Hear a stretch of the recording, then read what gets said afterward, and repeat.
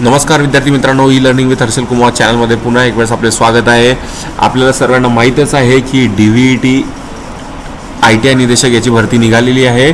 तरी त्यामध्ये सिलेबसमध्ये इंडस्ट्री 4.0 हा टॉपिक इन्क्लूड केलेला आहे. तर इंडस्ट्री 4.0 हा प्रत्येक ट्रेडसाठी कॉमन राहणार आहे आणि हा एक नवीन टॉपिक आहे की जे आजच्या ऑटोमेशनच्या घडीने जो काही इंडस्ट्रीमध्ये काम चालू आहे तर त्याच्यावरती थोडंसं त्यांनी लक्ष केंद्रित केलेलं आहे. तर मित्रांनो, मागील याचे आपण 2 व्हिडिओ ऑलरेडी बनवून चुकलेलो आहे. 3rd व्हिडिओ तुमच्यासाठी मी घेऊन येत आहे. Most important questions which can be repeat और which may be repeat in industry 4.0 definitely अश्युरिटीने मित्रांनो सांगतो की यामधून तुम्हाला 4 ते 5 प्रश्न सहज रिपीट होतील. ठीक आहे. तर वेळ न घालवता आपण वळूया व्हिडिओकडे. पहिला प्रश्न बघूया, why do we need industry 4.0? आपल्याला इंडस्ट्री 4.0ची गरज का आहे? तर option number A, detecting machine failure detect करण्यासाठी, मशीनमध्ये काही खराबी असेल तर. दुसरं असेल इम्प्रूव्हिंग सेफ्टी इम्प्रूव्ह करण्यासाठी. Option number C, preventing machine failure होण्यापासून टाळायला. आणि option number D, all of the above. तर याचं योग्य उत्तर राहणार आहे मित्रांनो ऑल ऑफ दी अबो. मी इथे ऑलरेडी आन्सर मार्क करून ठेवलेले आहे तुमच्यासाठी. ज्या विद्यार्थ्यांना या व्हिडिओची PDF पाहिजे असेल त्यांनी मला खाली दिलेल्या नंबरवरती व्हॉट्सअप करायचं आहे आणि आपलं नाव कळवायचं आहे. त्यावरती मी तुम्हाला ही PDF पाठवणार आहे. आणि मित्रांनो, PDF एकदम फ्री राहणार आहे. ठीक आहे. जे विद्यार्थी नवीन असतील चॅनलवर त्यांनी चॅनलला सबस्क्राईब करायचं आहे. चॅनलला सबस्क्राईब करून व्हिडिओ लाईक करायचे आणि व्हिडिओ शेअरसुद्धा करायचे आहे. पुढे बघूया question number 2. Which of the following is not a driver of industry 4.0? 4.0 इंडस्ट्रीचा ड्रायव्हर कोण नाही. आता ड्रायव्हर म्हणजे इथे चालवणार आहे जरी म्हटलं तरी चालेल. म्हणजे त्यामध्ये कुठले त्यांनी गोष्टी इन्क्लूड केलेल्या आहेत. ठीक आहे. तर there is a more data accessible. First option. There is a more data accessible म्हणजे डाटा जास्त आपण ॲक्सेस करू शकतो.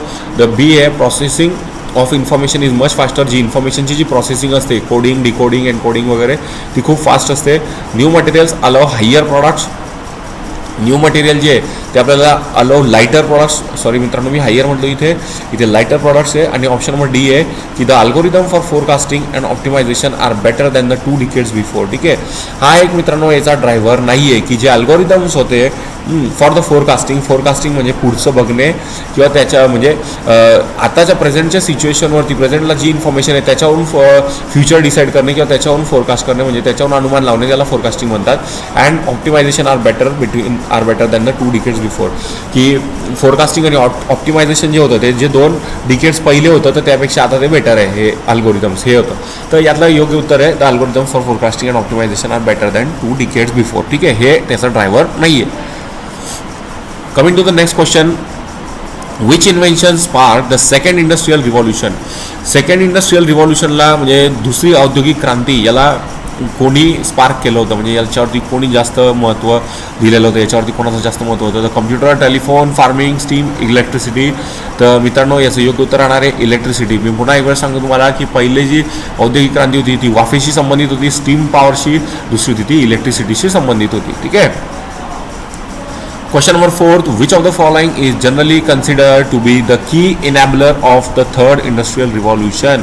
ठीक आहे. जी तिसरी औद्योगिक क्रांती झालेली होती त्यामध्ये सगळ्यात महत्त्वाचा रोल प्ले करणारा कोण होता की ज्याने या क्रांतीला सुरुवात करायला भाग पाडलेली होती? तर मित्रांनो, option number A personal computers, option number B printers, option number C robots and option number D programmable logic control PLC. तर याचं योग्य उत्तर राहणार आहे मित्रांनो PLC. प्रोग्रामेबल लॉजिक कंट्रोल आलेले होते त्यामुळे थर्ड इंडस्ट्रियल रिव्हॉल्युशन औद्योगिक क्रांतीला सुरुवात झालेली होती. ठीक आहे.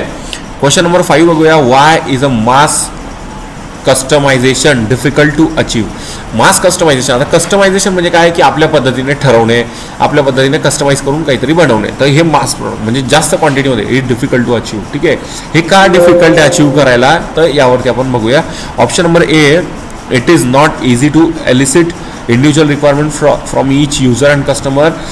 हे एखाद्या इंडिव्हिज्युअल रिक्वायरमेंट जी असते कस्टमरची किंवा युजरची ते इझी नसते त्याच्यातून काढणे. Most manufacturing plants are not design to produce products with extensive customisation. भरपूर सारे जे मॅन्युफॅक्चरिंग प्लांट्स आहे, जे इंडस्ट्रीज आपल्याकडे, त्या अशा जास्त कस्टमायझेशनचा विचार करून त्यावरती प्रॉडक्ट बनवत नाही. ऑप्शन नंबर सी आहे there are further planning and logistical complexities involve. त्यामध्ये इतरत्र खूप प्लॅनिंग आणि लॉजिस्टिकल जे आहे त्या कॉम्प्लेक्सिटी इन्व्हॉल्व आहे. आणि ऑल ऑफ दिस अबो. ठीक आहे. तर याचं योग्य उत्तर राहणार मित्रांनो option number D all of the above. ठीक आहे. मास कस्टमायझेशन का गरजेचं म्हणजे का डिफिकल्ट असतं? कारण कारण मित्रांनो काय होऊन जातं की इट इज नॉट नेसेसरी. इंडिव्हिज्युअलकडून प्रत्येकाची रिक्वायरमेंट वेगवेगळी असते. मला असं हवं, मला तसं हवं, I want this type of, असं प्रत्येकाची इंडिव्हिज्युअल असते. आपण प्रत्येक इंडिव्हिज्युअलला कन्सिडर करून कस्टमायझेशन करू शकत नसतो. ठीक आहे. आणि बऱ्याचशा कंपन्या पण एवढ्या कस्टमायझेशनवरती नाही करणार, कारण because it is so difficult. तर याचे ऑल ऑफ दी अबव उत्तर राहणार. ठीक आहे. Question number 6, which of the mentioned resources is not managed by company's ERP? Which of the mentioned resources is not managed by company's ERP? कंपनीकडून कुठले resources जे ते मॅनेज केले जात नाही. तर वेजेस ऑफ वर्कर्स बरोबर केले जातात. ते वर्करला जे वेजेस द्यायचं आहे ते. स्टॉक ऑफ मटेरियल किती स्टॉक करून ठेवलेलं आहे इन्व्हेंटरीमध्ये ते. क्रेडिट बॅलन्स ऑफ द कंपनीकडे किती बॅलन्स उरलेला आहे ते. And passport data of the CEO. Passport data of the CEO is a chief executive officer of the company, but it is not necessary to keep the passport data of the CEO in companies ERP. Okay system. एखाद्या माणसाची passport data ERP मध्ये save करणं काही गरजेचं नसतं, म्हणून हे resource आपण मॅनेज करत नाही कंपनी. ठीक आहे. Question number 7, how do manufacturing execution system MES works together with ERP system. ठीक आहे. ERP सिस्टमसोबत मॅन्युफॅक्चरिंग एक्झिक्युशन सिस्टम कशी वर्क करते सोबत. तर option number A, they take over the detail planning and prepare detail work orders. ठीक आहे. For every necessary machines. ते एक डिटेल प्लॅनिंग करतात आणि prepare detail work order detail करतात नेसेसरी मशीनसाठी, एखाद्या मशीनसाठी. ठीक आहे. त्यानंतर पुढचं ऑप्शन आहे, दे रिकॅल्क्युलेट द कस्टमर्स ऑर्डर. ठीक आहे. दे रिकॅल्क्युलेट काय करतात, कस्टमर ऑर्डरला रिकॅल्क्युलेट करतात. Option number C, they receive the equipment utilisation from the ERP system. ते रिसीव्ह करतात इक्विपमेंटचं युटिलायझेशन किती झालेलं आहे, काय झालेलं आहे ERP सिस्टीममधून. आणि ऑप्शन नंबर डी आहे, they store the drawing for the engineering departments. ठीक आहे. ते इंजिनिअरिंग डिपार्टमेंटसाठी ते ड्रॉइंग्स प्रोव्हाइड करून ठेवतात स्टोअरमध्ये. ओके.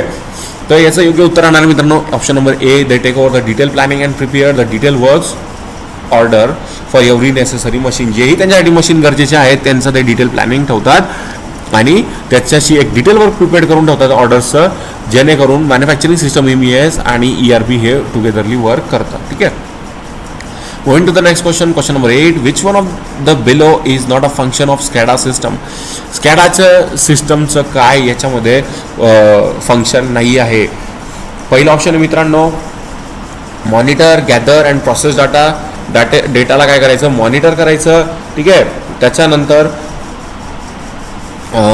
प्रोसेस गॅदर करायचं, डाटाला कंडक्ट करायचं आणि प्रोसेस करायचं त्याच्यावरती. ठीक आहे. हे एक फंक्शन आहे. B, interact. ठीक आहे. Interact with machines and devices. Machine आणि डिव्हायसेसशी इंटरॅक्ट करायचं. Option number C, record events into log files. Log फाईल्समध्ये जे काही इव्हेंट होत आहे ते तुम्ही लॉग करायचं, रेकॉर्ड करून ठेवायचं. आणि option number D, trigger the invoicing process in the ERP system. ठीक आहे. जी काही इन्फॉर्मेशन आहे, ठीक आहे, जी काही इनव्हॉइसिंग प्रोसेस आहे ती काय करायची, ट्रिगर करून ठेवायची कशामध्ये, ERP मध्ये. ठीक आहे. तर मित्रांनो मी तुम्हाला पहिले सांगून देतो की तुम्ही बऱ्याच वेळेला माझ्या तोंडून ERP ऐकताय. ठीक आहे. तर ERP नेमकं म्हणजे काय असतं, तर एंटरप्राइजेस रिसोर्स प्लॅनिंग असतं हे. ठीक आहे. हे प्रत्येक कंपनीमध्ये एक सॉफ्टवेअर वापरलं जातं. ERP म्हणजे काय, एंटरप्राइज रिसोर्स प्लॅनिंग. ठीक आहे.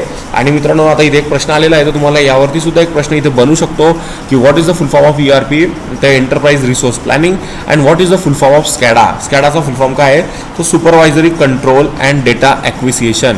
Supervisory control and data acquisition. कळलं. तर याचं 8व्या प्रश्नाचं योग्य उत्तर राहणार आहे question number D, trigger the invoicing process in the ERP system. ही फंक्शन नाही आहे स्कॅडाचं. ठीक आहे. पुन्हा एक वेळेस रिपीट करून देतो. ERP म्हणजे एंटरप्राइजेस रिसोर्स प्लॅनिंग आणि स्कॅडा म्हणजे काय आहे, supervisory control and data acquisition. Question number 9 आहे, which of the following is not best describe about industry 4.0. ठीक आहे. यामधून इंडस्ट्री 4.0 जे आहे तर ते काय बेस्ट डिस्क्राईब करत नाही. ठीक आहे. या खाली दिलेल्या ऑप्शनमध्ये analytics, smart factory, prediction, speed. ठीक आहे. तर ऑप्शन नंबर डी आहे मित्रांनो, स्पीड. हे स्पीड जे आहे हे काय करतं, इंडस्ट्री 4.0ला डिस्क्राईब करत नाही. ठीक आहे. Question number 10, how many design principles are applied for industry 4.0. मित्रांनो प्रत्येक गोष्ट काहीतरी सिद्धांतांवरती चालत असते, तसेच प्रत्येक गोष्टीचे काहीतरी सिद्धांत असतात, प्रिन्सिपल्स असतात. ओके. तर इंडस्ट्री 4.0 मध्ये किती प्रिन्सिपल्स आहे, तर त्याच्यामध्ये इंडस्ट्री 4.0चे 6 प्रिन्सिपल्स आहे. ठीक आहे. तर त्या 6 प्रिन्सिपलवरती पण मी एक व्हिडिओ तर मित्रांनो, इंडस्ट्री 4.0चे जेवढे प्रिन्सिपल्स आहेत त्याच्यावरती सुद्धा मी एक व्हिडिओ बनवणार आहे, म्हणून त्यामुळे मी हे व्हिडिओ हिच्यामध्ये डिस्कस नाही करत, बरोबर. तर त्याचे किती प्रिन्सिपल्स आहे? 6 प्रिन्सिपल्स आहे, ठीक आहे. तर पुढच्या वळूया मित्रांनो आपण प्रश्नावरती. Question number 11, which role do internet technologies and IoT internet of things plays in the context of industry 4.0. Industry 4.0च्या कंटेक्स्टमध्ये IoT म्हणजे इंटरनेट ऑफ थिंग्स आणि इंटरनेट टेक्नॉलॉजी हे आज काय रोल प्ले करतात, म्हणजे ते काय कार्य करतात त्याच्यामध्ये. तर ऑप्शन नंबर ए आहे, they form the base to connect everyday items, ठीक आहे. एक ते बेस फॉर्म करतात एव्हरीडे आयटम्सला कनेक्ट करायसाठी. Option number B, they forms the base for an environmental friendly production. Environmental friendly production पाहिजे म्हणून त्याला ते एक बेस फॉर्म करतात. They form amongst other base of corporate communication. Corporate कम्युनिकेशनसाठी ते काय करतात, एक बेस फॉर्म करतात आणि record events into a log file.